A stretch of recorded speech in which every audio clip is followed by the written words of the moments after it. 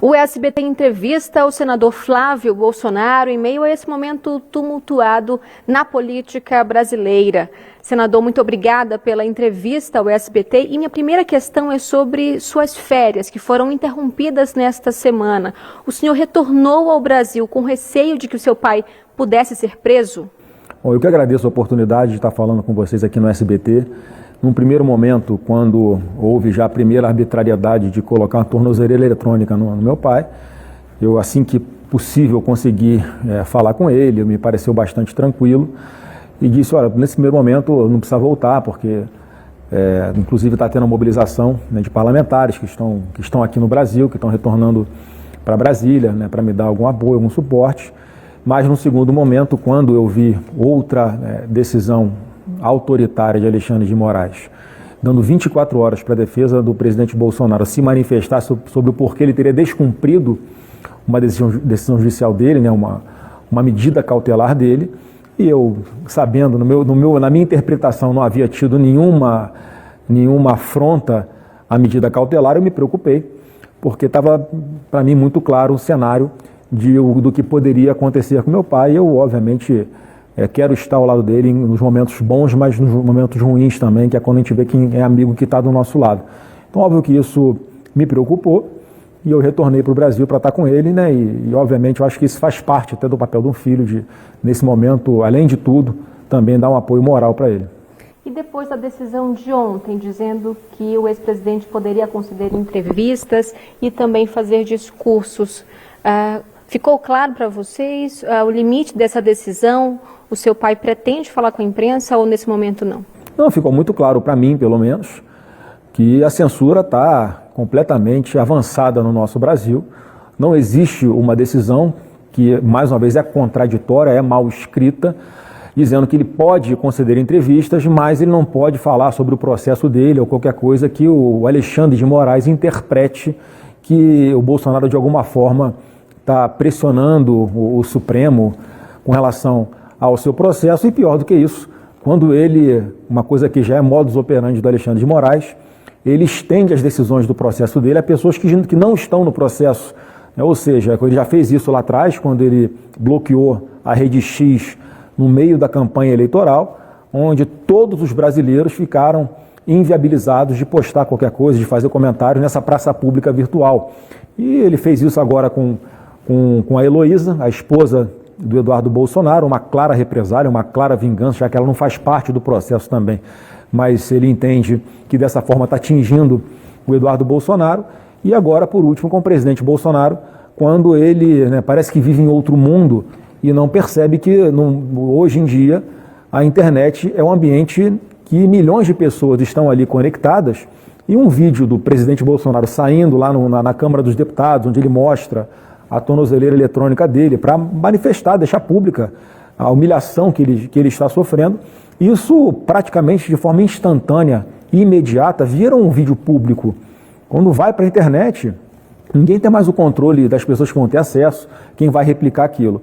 E ele fundamenta na decisão dele que, em função do Eduardo Bolsonaro ter repostado esse vídeo que já era público nas suas redes sociais, ele cria essa narrativa, mais uma narrativa maluca, de que haveria um certo conluio do Bolsonaro com o seu filho Eduardo para fazer premeditadamente esta imagem, para que o Eduardo pudesse publicar isso na sua própria rede social, então na cabeça do Alexandre de Moraes, burlando essa ordem que ele tinha dado do presidente Bolsonaro não usar redes sociais. Ele entendeu que estaria usando de forma indireta. Então é uma decisão perigosíssima, inconstitucional no meu ponto de vista, mas infelizmente hoje o Brasil é comandado pelo Alexandre de Moraes e ele faz o que quer.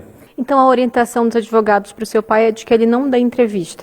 Nesse primeiro momento, a orientação está sendo essa, até para que eles interpretem melhor, enfim, e possam orientar o presidente Bolsonaro para, caso ele volte a dar entrevista, quais são os riscos que ele está correndo e o que ele pode falar, o que ele não pode falar. Então veja que tem de fato uma censura no Brasil.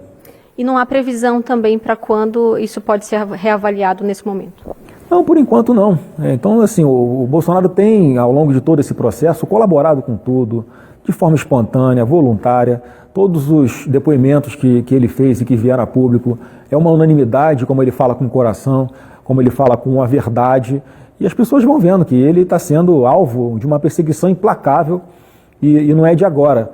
Então, qualquer movimento que se faça que o Alexandre de Moraes interprete como se ele estivesse descumprindo a sua medida cautelar, ele pode transformar numa preventiva e colocar o Bolsonaro na cadeia, que é o que ele quer fazer desde o início. É um processo que muito antes de começar já está com a sentença pronta, isso está muito claro para todo mundo, ainda mais ele fazendo uma articulação em que aparentemente outros ministros do Supremo parece que obedecem a ele, né? Parece que o Supremo tem um dono, como se cada ministro do Supremo não fosse autônomo, não tivesse a sua independência e pudesse formar a sua própria convicção.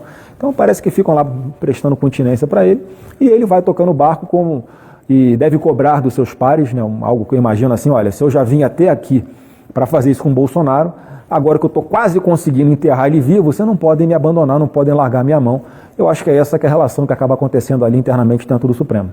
E em relação ao impeachment, que o senhor, inclusive, também protocolou esse pedido de impeachment ao ministro Moraes, quero entender os fundamentos e quero entender também que a base do governo se posicionou sobre isso, dizendo que não iria prosseguir, né, esse pedido, ele não teria sucesso ali dentro do Senado. Qual a sua avaliação? Bom, a base do governo Lula está aplaudindo o que o Alexandre de Moraes está fazendo porque é contra, né, o adversário político deles.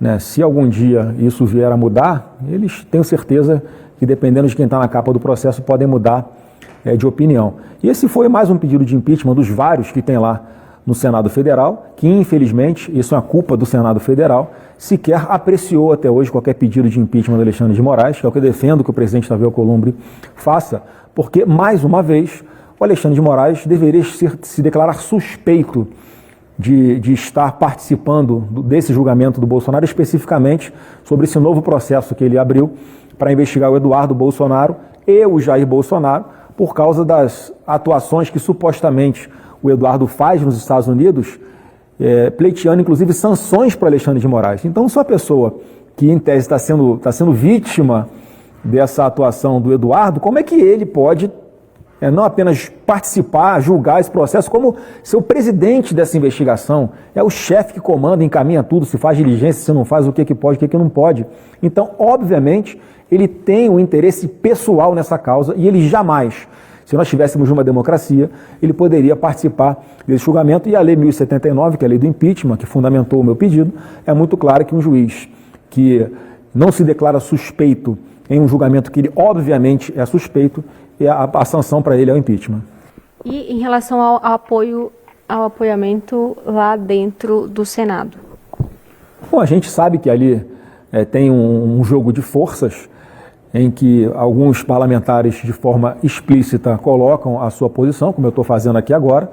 Tem muitos que não colocam publicamente a sua posição, mas o que eu defendo é que a gente possa finalmente apreciar um processo como esse, para que o plenário possa, em algum momento, votar e resolver. Se tivermos votos, o Alexandre de Moraes está cassado. Se não tivermos votos, o Alexandre de Moraes sai fortalecido. Mesmo ante todos esses absurdos que ele está cometendo, mesmo usando a caneta que o Estado lhe conferiu para ser um magistrado e ele passa a ser um perseguidor, ele vai continuar fazendo, sabe-se lá Deus com quem. Se hoje estão aplaudindo porque é contra o Bolsonaro, amanhã pode ser contra outra pessoa. E o mundo dá volta muito rápido, isso pode acontecer. Portanto, eu defendo isso, que a gente possa ter a oportunidade, o Senado tirar de si essa responsabilidade, ou melhor, que o Senado tenha essa responsabilidade, mas que possa tirar de si essa culpa de o Brasil não voltar à normalidade, eu acho que muito em função dessa negativa do Senado em apreciar o impeachment do ministro Alexandre de Moraes. E ainda envolvendo o Congresso, a gente teve hoje até um posicionamento por parte do Eduardo, lá de Washington, em que ele fala em possíveis sanções ao presidente da Câmara e ao presidente também do Senado. É possível que venham essas sanções? O senhor tem estado em contato com seu irmão lá daqui do Brasil? Olha, o papel que o Eduardo está fazendo lá é um papel fundamental para a gente resgatar a democracia que foi sequestrada por Alexandre de Moraes aqui no Brasil.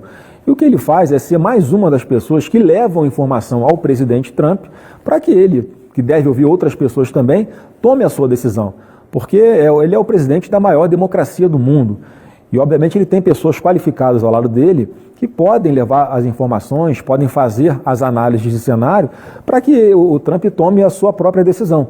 Então, se ele está entendendo que, neste momento, é necessário que haja essa taxação de 50%, e isso aqui é importante dizer, não é uma represália ao Brasil, ele está fazendo isso porque o próprio Alexandre de Moraes colocou no inquérito das fake news o Elon Musk, ele bloqueou contas da Starlink para atingir a rede X, para atingir o Elon Musk. Então, o que o Alexandre de Moraes está fazendo, ultrapassando as fronteiras do Brasil e invadindo a soberania americana, ao perseguir cidadãos e empresas americanas, a lei de lá dá suporte para que o Trump tome esse tipo de medida, não apenas com relação a essa taxação, mas como medidas individuais, sancionatórias, para quem está cometendo esses abusos, essa perseguição a pessoas, quem está destruindo os direitos humanos aqui no Brasil, quem está colocando em ameaça a liberdade de expressão, para quem está colocando em ameaça também a liberdade de imprensa. Porque hoje, se você estivesse aqui entrevistando Jair Bolsonaro, você tem alguns temas que não poderiam ser tratados. Então é um cerceamento do trabalho da imprensa também. Eu espero que haja uma unidade por parte de vocês para que isso cesse de uma vez por todas.